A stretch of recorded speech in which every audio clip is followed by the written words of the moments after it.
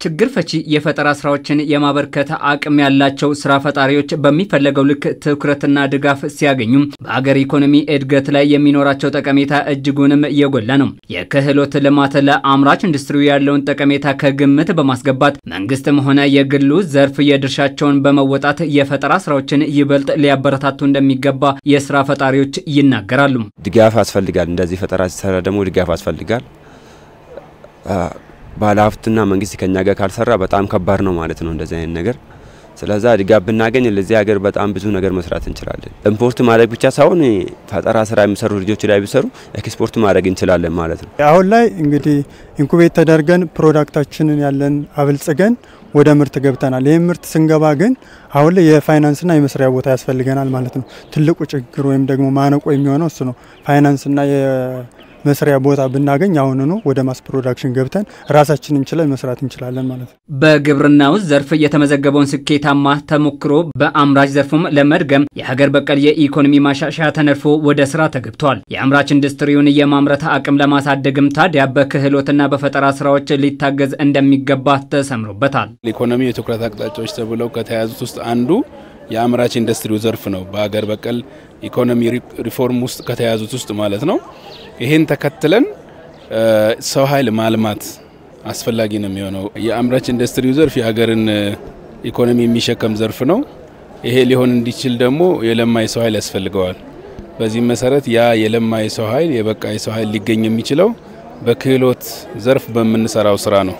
በዚህ መሰረት እንደኛ ያለ ተቋም በዋናነት ስራው የክህሎት ልማት የሆነ ተቋም የአምራች ኢንዱስትሪውን ዘርፍ ጉድለቶች ለይቶ የኢንዱስትሪውን ፍላጎት ከግምት ውስጥ አስገብቶ በተከታታይ ስልጠና መልክ ማዘጋጀት ይጠበቅበታል። ያለ ሰለጠነ ሰው ኃይል ምርታማ መሆን አይቻልም። ያለ ምርታማነት ተወዳዳሪነት የለም።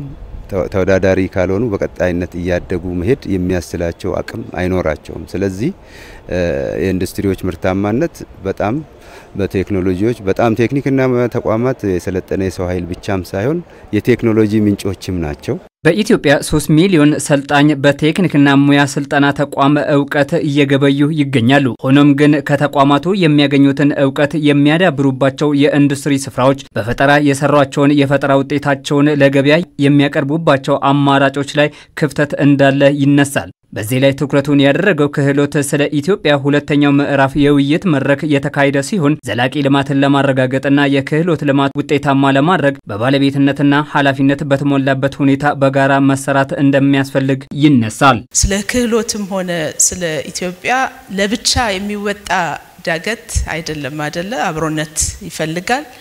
ያንዳንዱ ሰው የየራሱን አበርክቶ እንዲያደርግ ይጠበቃል። ገበያ መር የሆነ በገበያ የሚፈልግ ክህሎት እንዴት ልናቀርብ እንችላለን የሚለው እሳቤ ተቀርጾ ከሰፕላይ ድሪቭን አቅርቦት መር ከሆነው ወደ ማርኬት ድሪቭን ወደ ገበያ መር መሄድ አለብን ብለን ተነስተናል።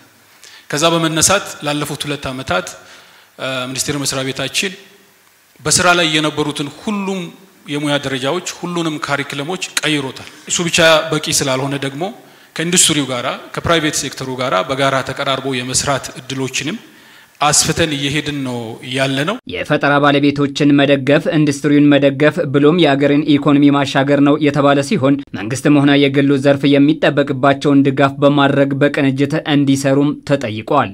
ዋናው ማነቆ የሚባለው በተቀናይቶ ከመስራት እንደየሚናቸው ማለት ነው። የስልጠና ዘርፉ ኢንዱስትሪው እንደየሚናቸው ተቀናይቶ ከመስራት አኳያ ባህሉ ገና መዳበር አለበት ማለት ነው። ከዚህ ጋር ተያይዞ የሚነሳው ባለቤት የመሆን ለክህሎት ልማት ዘርፉ ኢንዱስትሪው ባለቤት መሆን መቻል አለበት።